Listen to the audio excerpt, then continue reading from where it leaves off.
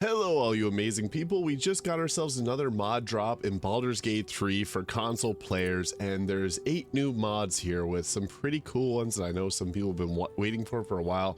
There's no new class mods, but I'll briefly just go over all the mods here and then break them down, show you guys what you're getting with these mods. Now, we got ourselves the Dark Urge Slayer equipment and spells, which gives a bunch of new armor pieces that I know a lot of people will enjoy here. I'll show you all the pieces of armor in a moment because there is quite a few of them, but yeah, some pretty good looking ones, and they have a lot of powerful effects to them too. They also give you empowered versions of the Slayer form, so I think that's pretty cool as well. This mod creator in particular has made a lot of really nice mods that I hope will come to console, like the Dark Saber, the Frostborn, the Blade of the Lich King. We got Dante's Rebellion Sword, the Twin Blades of Azeroth, Slayer's Warglaive, and even the in-game scythes that haven't made their way in, and even the Rings of Restraint here, which are kind of interesting. Don't know how I feel about that one, but hopefully we'll see the lightsaber mod get added here soon. But this one's really nice. We also got some more horns for tiefling characters, so this gives 19 new options for horns, so you can see that all there. Really nice, and this works with other mods that will affect the horns, so pretty cool to see that. And I know some people have been asking for more horns, so we finally got them for tiefling enjoyers. We also got ourselves the Eldritch Knight Plus new passives and rebalances, which makes the Eldritch Knight feel more like an actual Eldritch Knight and not just a thrower build, because the Eldritch Knight's best build prior to this mod was just a throwing build using the bound weapon. Now we got ourselves some abilities to customize it a bit further and go with more spell casting, which I think is incredible. We also got ourselves the 57 armor class armor with Nothi's godlike armor, which looks like the Oathbreaker Paladin's armor. This armor is already in the game, and the appearances, you could previously get this, but some people weren't aware of that. This does set your armor class to 57, making you pretty much unhittable, so that's cool. And yeah, you can download that if you want to go full OP. We also got Gale Dinner. So this is just 3 magical items to feed to Gale, because he's, you know, he wants those items early on in the game, so they're literally just called Gale Dinner. So yeah, there you go. We also got the more roleplay options, class and race deities. This is another mod I know a lot of people are excited for. I already got some comments saying people really enjoy this mod, because this allows you to choose a deity if you're playing as any class. In addition to this, you can also choose different deities such as Shar, Sylvanas, Bane, Baal, Merkel, Jurgle, and Agnostic. So that's pretty cool. You got a lot of options there. So if you wanted to be a cleric of Baal, you can now do that, or a paladin of Shar. So lots of cool new roleplay ideas here for you. And I think this one is a fun one for people that are looking for something like that. We also got Rox's heads. So this gives new head presets for body types 2 and 4. So with this, you can see here what they look like. So the name's Nailer. We got a elf, drow, and half elf for body types 2 and 4 there. That's what that looks like there. Then we have Tamsin for half elves and tieflings for body types 2 and 4. So you can see that there. And then we also got Anand, elf, drow, half elf, human, tiefling for body types 2 and 4. So yeah, bunch of new face options. I know some people are really looking forward for more male faces, so we finally got ourselves more of those. And yeah, for those that you're looking for, you got lots of choices here, and I think it's decent. Giving us more options is always good. I'm just hoping for more head mods eventually, but it's a good sign when we're starting to see things like this, because mods like the ones that I use, Vampirant's head mod, the creator of this mod is trying to make the mod.io version of it, and then eventually that should mean it will come to console. We'll have to wait and see on that, but yeah, this is a good sign. The more head mods, the better. So just want to highlight that.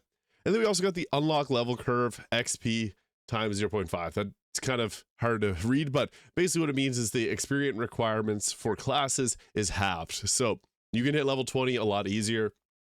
If you want to use a level 20 mod without having any really complications, this is the way to go about doing it. So this mod was last updated 5 hours ago, which is nice, because Dustbag, the creator of the increased level curve mod, hasn't updated the unlock level curve in 35 days, and this mod actually breaks the wild shapes. So it's nice to see that these mods have been updated, because this gives me hope that we'll get an update for this mod to fix the wild shape for druids. But this is super nice to see. So yeah, decrease XP requirements, which you could also go with the double experience mod. You could go with the 10 times or the 1,000 times experience mod if you want to hit that really quickly. But just options are nice. Now, I want to focus a little bit on the Dark Urge Slayer equipment because there's a lot of great options here. So looking into it, you get a bag here of 35 different items, and probably a little bit less on console because there has been updates to it. But if you look at the different items, there's like some rings that are very powerful, and then you got armors that are really, really strong. However, there's some glitches with them. So if you go with this, I actually can't remove this right now, or else you would see underneath that. I'm not sure if that's intentional or not, but this basically gives you the Merciless Strike. So your weapon and unarmed attacks deal 1d8 force damage. Damage increases with your character level, and unarmed attacks may inflict bleeding. It also gives you a reduced damage take of 2, and then you get Murderous Smite, Murderous Slayer, and the Empowered Eldritch Blast. So with these, you can see we got ourselves the new Slayer form, so you can use this to transform into a Slayer, and it's an Empowered Slayer. So that is cool, giving you new options in combat. It's got Empowered Throw, Piercing Growl, Sumptuous Bloodbath, Let the Slaughter Begin, Multi-Attack, and we got a Slay. And then just the normal Relentless Lunge, and Power Word Decimate, which is 12d6 of force plus 50. So yeah, that hits really hard, explodes on contact, and hits in a huge area.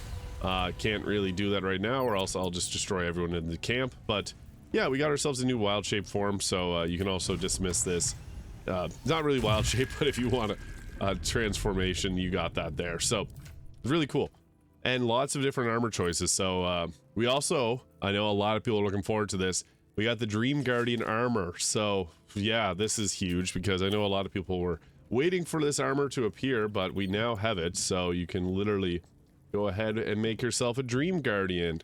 This armor has been requested by people since the day the game came out because the Dream Guardian has such incredible looking armor. So that is really huge. There's also some other items that are look a little bit different, and different underwear choices here, which will give you like Flash Streak, Shadow Step, Hellcrawler. So you got underwear choices giving you spells as well. You got a cloak, the Ballis Cloak. So this is like the cloak of protection there, but it looks much cooler. Big long red cloak there. Then we got different footwear, gives us increased movement speed, athletics, acrobatics, armor class. Ballis gloves, so this gives us 2 weapon attacks after making an attack with your main hand weapon, so basically giving you the fighter level 11 perk. And also you can inflict Bane on the target, and your attacks ignore resistance to physical damage types. And then again, with all these different armor pieces, there's different effects for some of them, but for the most part, they'll just give you the increased force damage on your attacks, Empowered Eldritch Blast, and Murder Slayer. So pretty cool. Some of these armors do look really nice, like stuff that we haven't previously seen. You even got Ketheric's armor here. So yeah, for full role-playing purposes, you got pretty much whatever you want. Like some of them are a bit more extreme than others, but yeah, you do have to keep the underwear equipped to make sure that these work properly, or else, yeah, it doesn't work properly. But you also got amulets here, which reduces all incoming damage by 6. Sets your strength, dexterity, constitution, and charisma scores up higher to 31, 17, 21, and 21 respectively. And then the ring here, it's kind of like a cheater's ring almost, gives advantage on attack rolls, disadvantage on saving throws, freedom of movement along Strider. Can't be moved, ignore difficult terrain, can't be webbed, entangled, ensnared, don't slip on grease or ice, and can't be stunned. And also gives you Savage Attacker and Legendary Haste and Fly.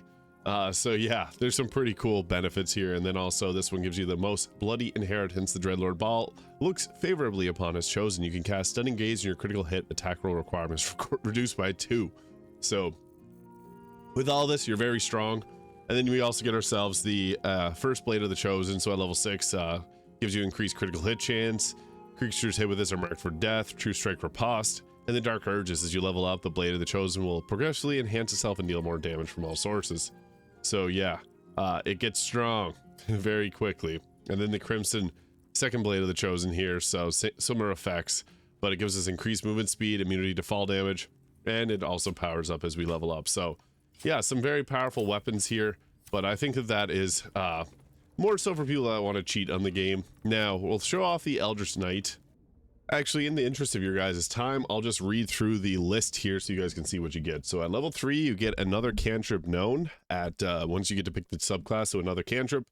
At level 5, you get +1 spell known and a new passive Battle Mage casting. So with this, it's a toggleable toggleable passive feature. So your range attacks are made as melee spell attacks when you're adjacent to a hostile creature, so you can turn this on or off. There was a glove that will previously give you this, but it's nice to be able to cast a cantrip and not have to worry about being a certain distance from the target. At level 6, we get an additional spell and cantrip known, and at level 8, the new passive empowered cantrip. So you can attune your bound weapon to use it as a magical catalyst to strengthen your physical strength into your cantrip casting, empowering them.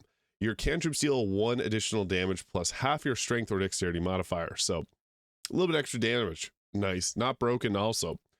And at level 9, 1 spell known and 1 extra spell slot at level 2. And then unlock the spell level 3 at level 11. So you get 1 level 3 spell and 2 additional spells known. And then at level 12, 1 additional level 3 spell and 1 spell known. So that's really great because there's a lot of people that want a level 3 spells. The fighter Eldritch Knight is mostly just a character that gets like Long Strider and shield, and then can just use bound weapon and throw their weapon. This gives us a lot extra benefits, so that's really nice. It's made by Chiz Freak. They've also made a lot of other mods, like a bunch of different bard subclasses, some changes to the Spore Druid. A lot of great mods. They've made a lot of really nice things here, so I just want to highlight that there. But also, back to the game, we also, with any class, can now choose any deity here. So if you want to be a Mistra fighter, you now can. And then it also adds in some extra different choices here. I also have mods that adds in like Surtur, the god of the fire giants. It's from another mod. But yeah, we got ourselves Jurgal, so the god of strife, death, and the dead. Baal, the god of murder. Merkel, the god of death and decay. And Bane, the god of hatred, fear, and tyranny. And Sylvanas here, so the forest father. Agnostic as well.